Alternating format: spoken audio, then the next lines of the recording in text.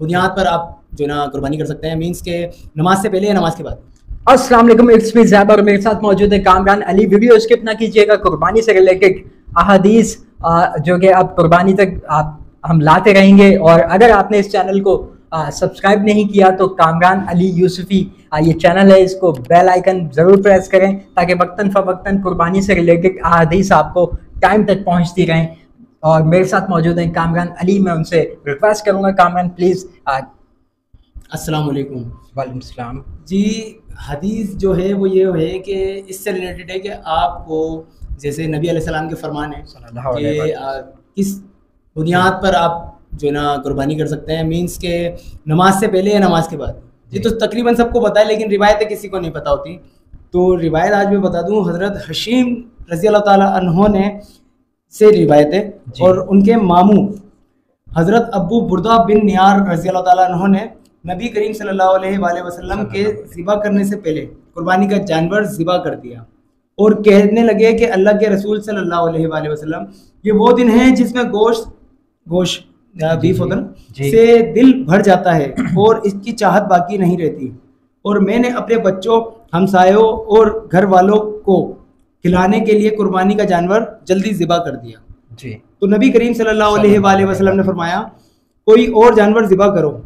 इन्होंने कहा कि अल्लाह के रसूल सल्लल्लाहु अलैहि वसल्लम, मेरे पास एक साला दूध पीती खीरी बकरी है, वो गोश्त वाली 2 बकरियों से बेहतर है। नबी अलैहिस्सलाम ने फरमाया, ये तुम्हारी बेहतरीन कुर्बानी है, तुम इसकी कुर्बानी कर दो, और तुम्हारे बाद किसी की तरफ से भी एक साला बकरी की कुर्बानी काफ़ी नहीं होगी। जी। अब इसमें एक सवाल ये उठता है कि वो एक साला बकरी जी तो दूध पीती बकरी है, तो उस पर कुर्बानी कैसे जायज़ थी? तो आप सल्लल्लाहु अलैहि वसल्लम ने क्योंकि वो चूँकि हैवी थी, इस वजह से आपने उसकी इजाज़त दे दी, क्योंकि ज़ाहिर है उनकी फिर दूसरी कुर्बानी करते वो जी। तो अच्छा, ये सही मुस्लिम 570 में ये मौजूद है, 50-70 यानी कि 5070 में, माज़रत चाहता हूँ 5070 में आपको दिख रहा होगा। ये जितनी भी अहादीस हैं ये सारी मुस्लिम शरीफ या अहादीस की किताबों सही मुस्लिम की है और सही सनद के साथ जी अहादीस की किताबों से ली गई हैं, और इसके रेफरेंस भी आपको मिलेंगे जो कि नज़र आ रहा होगा स्क्रीन पे। तमाम दूसरी हदीस की तरफ बढ़ें, मैं आपसे रिक्वेस्ट करूँगा आप दूसरी हदीस का हमारे जो इस पॉडकास्ट है उसका हिस्सा बनाएं। अबू खैज़मा ज़हीर बिन मुआविया ने असवद बिन कैस से हदीस बयान की। कहा, मुझे हज़रत जंदब बिन सुफियान रज़ी अल्लाह ताला अन्हु ने बयान किया कि मैंने आप सल्लल्लाहु अलैहि वसल्लम के साथ ईद उल अज़हा मनाई। आपने नमाज़ पढ़ी और आप सल्लल्लाहु अलैहि वसल्लम उस नमाज के बाद खुतबा दुआ वगैरह से फारिग हुए ही थे कि आप सल्लल्लाहु अलैहि वसल्लम ने कुर्बानी के जानवरों का गोश्त देखा जो नमाज पढ़े जाने से पहले ही ज़िबा कर दिए गए थे। उस पर आप सल्लल्लाहु अलैहि वसल्लम ने फरमाया, जिस शख्स ने नमाज पढ़ने से पहले अपना कुर्बानी का जानवर ज़िबा कर दिया या कर लिया, वो उसकी जगह दूसरा ज़िबा करे। यानी अभी भी जो है जैसे बहुत सारे लोग नमाज से पहले ही ज़िबा कर लेते हैं। कुछ जो है वो कहते हैं कि फजर के वक्त ही, या मतलब नमाज का यहाँ पे जो है मैसेज है कि जब तक नमाज ना हो जाए तब तक आप कुर्बानी ना करें। अच्छा, इस हदीस को मैं पूरा करता हूँ जी। और जिसने ज़िबा नहीं किया वो अल्लाह के नाम लेकर ज़िबा करे, अल्लाह का नाम लेकर ज़िबा करते हैं।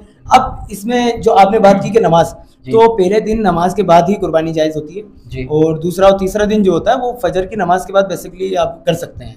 यानी इधर रोशनी का जिक्र है, जैसे कि फजर हमने पढ़ी तो अभी अंधेरा है, मतलब फजर के बाद आप आधा घंटा या पौना घंटा, फजर की नमाज ज़रूरी है ना, फजर की नमाज स्टार्ट होगी, आप नमाज पढ़ते ही आप जो है ना ज़िबा करना शुरू कर। देखिए मेरा सवाल ये कामन कि जैसे नमाज हमने पढ़ ली फजर की, ठीक है, अब थोड़ी सी स्याही रहती है, उससे कोई फर्क नहीं पड़ता क्योंकि दिन का आगाज हो चुका है जी। यानी असर तक आपके पास टाइम होता है ना, असर तक आप जो है ना उसकी कुर्बानी कर सकते हैं। यानी दूसरे तीसरे दिन भी आप फजर के बाद कुर्बानी करें। हाँ, दूसरे दिन फजर की नमाज पढ़ते ही आप कुर्बानी कर लें, कोई मसला नहीं है।